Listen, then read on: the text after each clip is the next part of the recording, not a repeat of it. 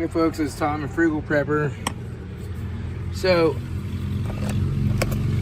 I ran into some problems today. This is my launch X431 diode gun. I really like the scan tool, but I had a 2005 Chevy Equinox. I ended up having to replace the ignition in it. It was completely broken, and we didn't want to have to rekey it to his key or whatever, so we just used the key that came with it from the junkyard. I wanted to program that key. This seems to have no option. It programs the key fobs, but no option for doing the key programming on that car. And I've programmed older GMs with it before, but this does not seem to have that freaking option. So I thought, well, you know what I'm going to do? Get my VCX Nano out, program it with that. Tech2win. And it kept giving no communications with vehicle. So over and over again. And I'm like, why is it doing that? Well, I don't know. So what I need to do is hook this up to my rendezvous and see if it works on that. And just try to do some diagnostics with it and see if it'll communicate with the modules. If it was something with that car, or if it's something with my VX diag. Alright, so I got my VCX Nano and my USB cable. We'll get this plugged in. And so this goes in the back of it here. Okay, that's plugged in. We'll plug this into the laptop.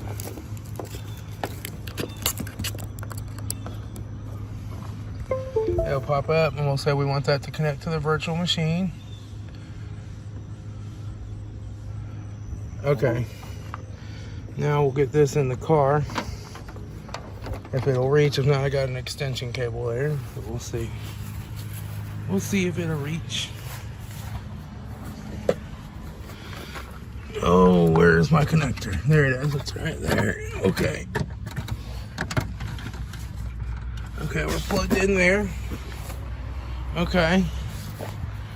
So now, gotta turn the ignition on.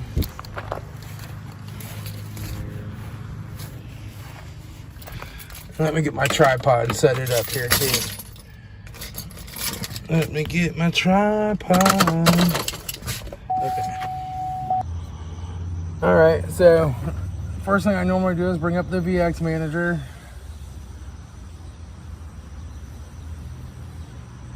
Let it do its thing.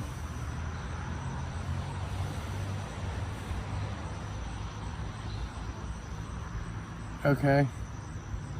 And then close that. We minimize that. And bring up Tech2win. We want North American.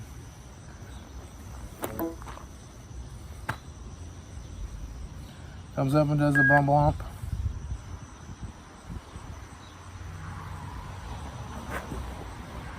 And we'll do enter here. We'll do diagnostics. We're gonna do a 2006. I think this is our passenger car. Let's see if I'm an HJ or W here. Nope, I'm none of those. Let me go back. I think this might be under the light duty truck. Oh. And Buick. Oh. ABSTVX.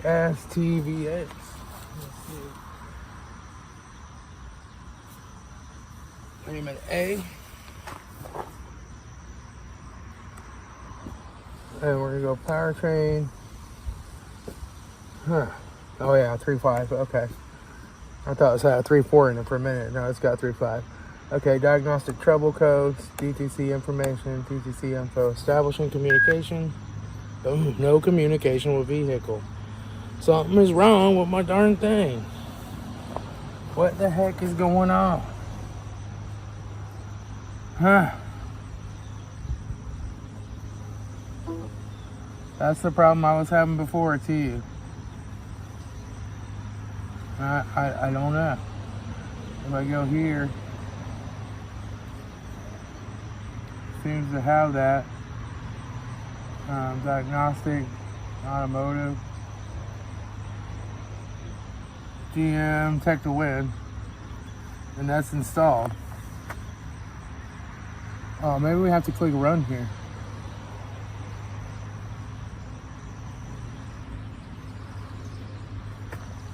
Oh, it flashed something open in the background. Oh, here. Oh, that's GDS. I don't know if GDS will even talk to this whole vehicle. No valid lease found. Huh. Stupid Chinese tools. GM GDS2 Tech2win.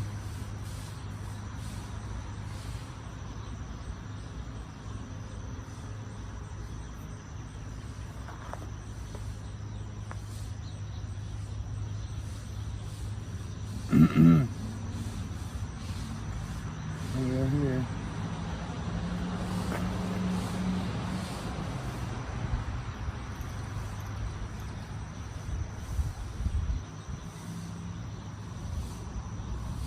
No valid lease found. Huh.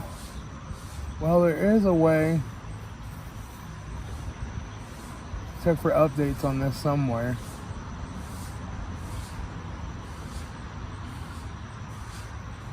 I forget where it is. Update license. Let's try that.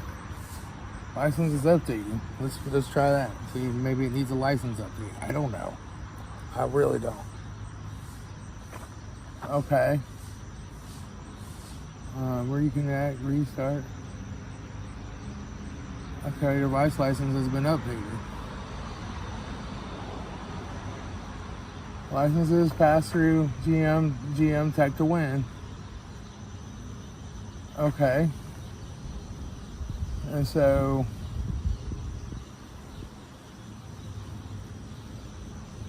go diagnostic. Go here, we'll click run. And we'll see if it finds a lease thing now. I don't know.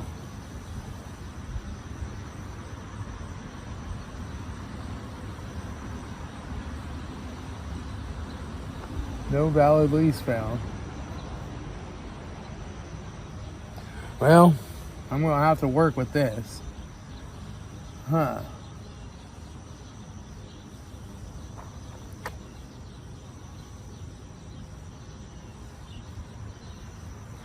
I don't have this SGM RD5. I just have the GM GDS2 Tech2win stuff.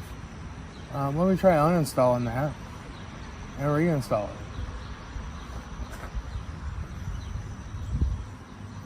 Okay.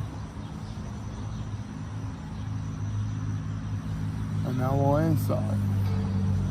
File verification failed. Holy crap. Alright, I'm obviously gonna have to fight with this for a while. Doggone it. Alright, I'll be back. Alright, folks, so here's what I came up with. So, apparently there's something with a new Windows update in the latest firmware on this. If you have USB-C ports on your laptop, the high-speed ones, this will no longer communicate with Tech2win. It just doesn't come up. It doesn't show you. It doesn't allow you to select the unit in Tech2win. So normally there's a thing that allows you to. It pops up and says, "Hey, you want MDI, MDI2, and which one?" And that shows. So I couldn't get that to work. And there is a way to reverse the firmware on this. You have to put some bin file on it or something. I don't know. I didn't do that. What I did is I got my old laptop out, right? And it has Windows 10 on it. It has 8 gigs of RAM, but it's an older laptop. And I went through the install and set everything up on there. And then it worked. I could see the diagnostics on the PCM and all the live data and everything. But every time you went to the body control module on the GM, and I tried 3 of them, it would lock up. It would just say connecting, like, boop, done. Just done. And I couldn't find any data on that. So I don't know if it's something with my laptop or whatever. So the reason I got this was because this is what I do programming with normally. And the TechLine Connect updates the Tech2win every time. And so you have to reinstall Tech2win if you use Tech2win, and then wait on the update when you program, because it automatically goes through and updates everything to the latest versions. And I want to run an old version of Tech2win. So,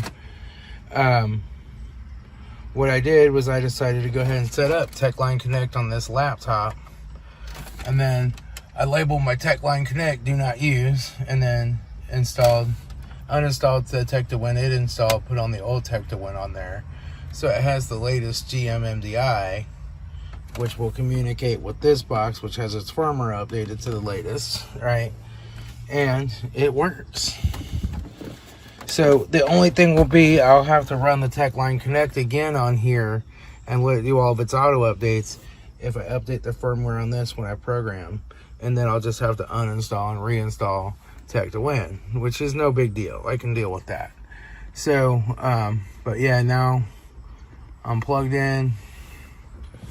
I'll choose North American, and I'll do OK, and I'll say OK again, and it'll come up. And now this works with everything in here, which it always did before, but they changed their software to auto update Tech2win, so I would have to uninstall and reinstall it all the time. That's why I went ahead and bought this and thought, well, I'll use this in a different virtual machine.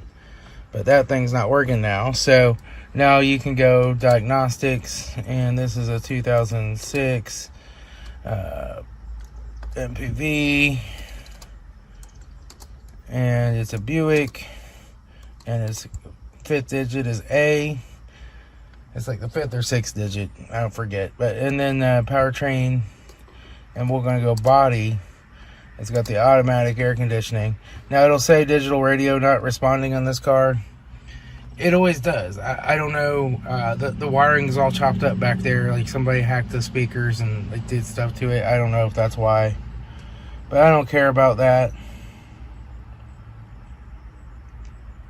And so now, right there is where the old module will just hang. It would never get to this screen. And so now I can do body control module, data display, and we'll say data on it.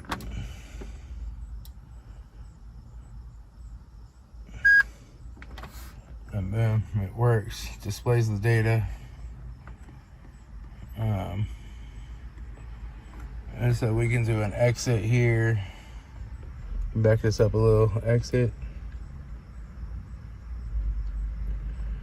And I can get to special functions, program key fobs. I can do that. And then what I like to do is, so on these particular years, 2006, 7, and maybe a 7's not, but like 5 and 6 are for sure, maybe 4 and 7, I'm not sure. What the thing is you have to go, we'll just go up, and you have vehicle theft deterrent. And so you would be like, oh, I can program a new key in here more quickly, right? I can program a key more quickly. And so you would say special functions, it must be under there. No, that's to set up a new vehicle theft deterrent module. And you would say, oh, well, I'll do data display. And you say, oh, there's learn key data. Sweet. Well, it doesn't actually learn any key data. It just shows you the key data. It shows you there's 2 keys learned, number of learned keys, right? And the learn timer is 10 minutes. You can't change that. So the way these work is you put a key in it, and if it's a key that's never been inserted before and you don't have a good key to put in front of it, then this key will take 3 sets of 10-minute cycles. You'll have to turn it on, watch the light flash, and then when it stops flashing, turn it off for 3 seconds, turn it back on, wait 10 minutes for it to stop flashing again, turn it off, turn it back on, and it'll learn the new key. So it takes a half an hour. So this happened yesterday when I changed the ignition module, because I couldn't put the old key in the new ignition because it didn't fit. So I had to just program a new key. And what I was trying to do was to get into here, because this will tell you the timer and the counter, how many counts and the times. Now, if you have an existing key that you put in front of it and then you put in the new key, it'll only make you do that one 10-minute cycle. If you're adding a key, you put your existing key in first, then the new key, it's only a 10-minute cycle. It's one time. But if it's a brand new key that's never been in there and you don't have a good key to put in front of it, it takes 3 times. And that's the only way there is to learn keys in these specific GMs. Newer ones require SPS, so you have to have an SPS license. And the older ones, you can program with Tech2win. But these particular years, you can't. So that's just important to know. And you can do that yourself at home. You don't have to have a scan tool. But I like to read in here and make sure it's going through the countdown and the counts so that I know. Because I've had them before. I've done it 5 times and it's still not taking it. Why? You know, so I just like to look. But yeah, so this is back up and running. And then I went ahead and set up a virtual machine on here because this does still work with the GDS2. It works fine. I tried that out on my wife's car. So I'll start this virtual machine on Windows 7 to run GDS2. And then I'll just run my Tech2win from this machine, and I'll be carrying an extra laptop now. It's great. I guess I could set something like this up on a virtual machine on my main laptop, but for no more than I really have to use Tech2win, because I do most stuff with my scan tool, I'll probably just keep this in a bag and carry it. And it'll probably stay in my car. I don't care if it gets stolen. It's an old one, you know. But yeah. So that's what's going on there. Exciting stuff. I'll talk to y'all later. It's Tom, FrugalPrepper, also known as the Car Whisperer. I'm thinking about changing my channel name because I don't do garden anymore. There's my garden. My side garden. I got some spaghetti squash out of there. And I had a few tomatoes. And I ate a tomato today and it's made me feel terrible. It's made me have a sick, upset tummy, and like I have these hiccup things going on. I don't know. So I'm not eating tomatoes anymore, but yeah, I tried one. So anyway, I'll talk to y'all later. It's Tom, your FrugalPrepper.